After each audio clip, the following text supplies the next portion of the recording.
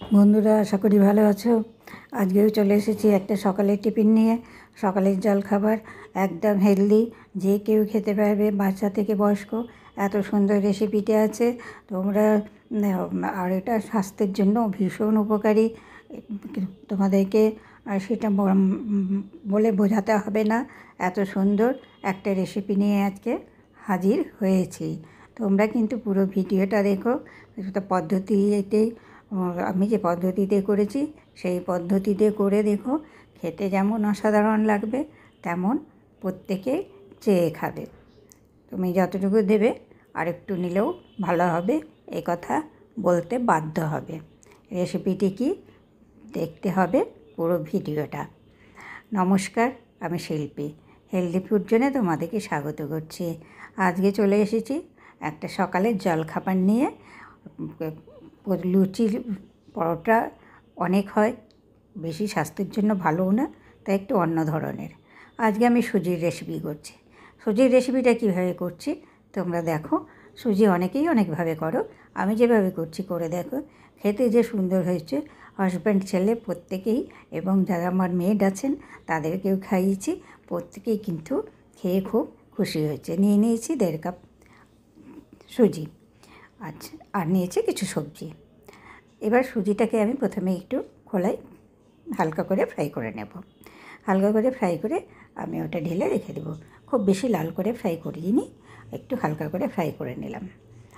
এটা রেখে দিচ্ছি। এবার কিন্তু আমি এটা সবজি দিয়ে করব। দেখো, সুজির উপমা বা ঝাল সুজি অনেকেই করো, তো কিছু মশলা করার আছে, সেই মশলাটা এই ফাঁকে করে নিচ্ছি। তো প্রথমেই শুকনো লঙ্কা দিয়ে দিয়েছি 10-15টা, দিয়ে দিয়েছি তেজপাতা, দিয়ে দিয়েছি জিরে, দিয়ে দিয়েছি মৌরি, দিয়েছি ধনে। এই মশলাটা ভেজে নিলাম, কেননা অনেক রান্নাতেই এই মশলাটার প্রয়োজন পড়ে, সেই জন্য আমি একসঙ্গে করে নিই। এটা শেষ হয়ে গেছে, তো মনে পড়লো এই সবজিটাতেই দিতে হবে আমাকে, তাই জন্য করে নিলাম।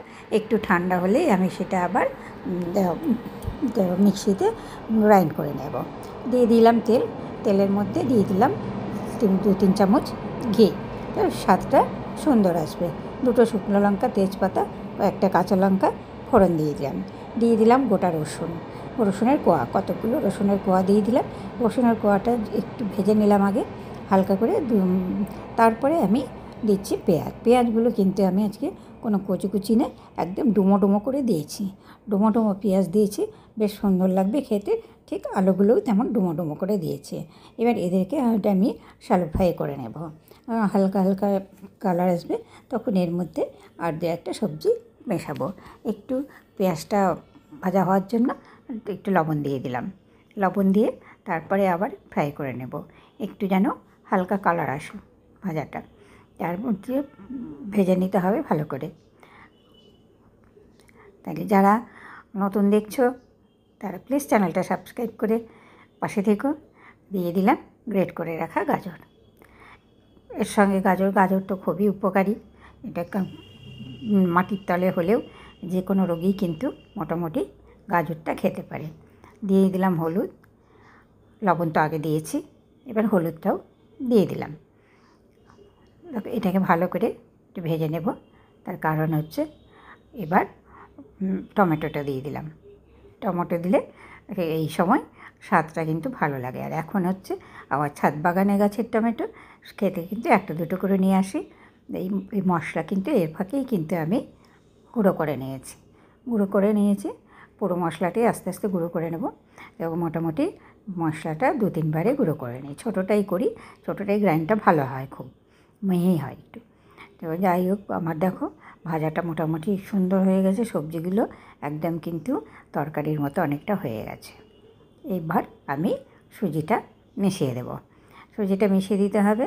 সুজির মধ্যে একটু ভাজা মশলার পড়ে গেছে, তো যে সুজিটাকেও ভালো করে একটু তার সঙ্গে মিক্সড করে নিয়ে, দেখো কালারটাও চেঞ্জ হয়ে গেছে কত সুন্দর সুজিটা। এরপরে জল মিশিয়ে দিতে হবে। জল মিশিয়ে দিয়ে সুজিটা কিন্তু একদম আঠালো হবে না, একদম শুকনো ঝরঝরা হবে না, ওই রকম টাইপের হবে। তো জলটা খুব বেশি পরিমাণে সেই জন্য দেবো না, কারণ যেহেতু সবজির মধ্যে আছে সুজিটা, সেই যে সুজি একটুই নরম হয়ে থাকবে। আর অল্প জল দিলেই নরমটা হয়ে যাবে। তাই লাস্টে একটুখানি আমাকে চিনি দিতে হবে, যেহেতু নিরামিষ সুজি তো একটু চিনি না দিলে টেস্টটা সুন্দর আসবে না। আজকে আমি এটা নিরামিষেও করতে পারো, আরও কিছু দিতে পারো, মটরশুঁটি দিতে এবং ভাজা মশলা দিয়ে দিলাম, উপর থেকে ঘি দিয়ে দিলাম। তোমরা ক্যাপসিকাম দিতে পারো, অনেক কিছুই দেওয়া যাবে সবজিতে। তোমরা যেটা পারো সেটা দিয়েই করার চেষ্টা করো। একবার আমার মতো করে খেয়ে দেখো, ভীষণ ভালো লাগবে। এবং প্রত্যেকেই তোমাকে একটু হালকা করে দিয়ে দিলাম ভাপে, যেন সুজিটা সেদ্ধ হয়ে যায়। তো প্রত্যেকেই তোমাদেরকে আবদার করবে এই ধরনের খাবার করতে, কারণ আমার বাড়িতেও তাই হয়েছে। এই ধরনের আবদার আমার এসেছে আমার ছেলের কাছ থেকে, হাজব্যান্ডের কাছ থেকেও। তো বলেছে লুচি পরোটা না করে এই জিনিসগুলোই করো মাঝে মধ্যে, এটাই বেশি ভালো। সানডেতে এই জিনিসটা খুব ভালো হবে, হালকাও হবে। লুচি পরোটা খেলে আবার দুপুরে খাওয়ার একটু ডিস্টার্ব হয়, সেই জন্য। তো যাই হোক, মোটামুটি হয়ে গেছে দেখো, ঝরঝরে টাইপের। এইবার আমি করে নামিয়ে নেব, নামিয়ে তুলে নেব, তুলে সার্ভ করে দেবো। দেবো কি পেঁয়াজ দেবো আর সস টস যে যা দিয়ে খেতে পছন্দ করবে তা দিয়ে খেলেই হবে।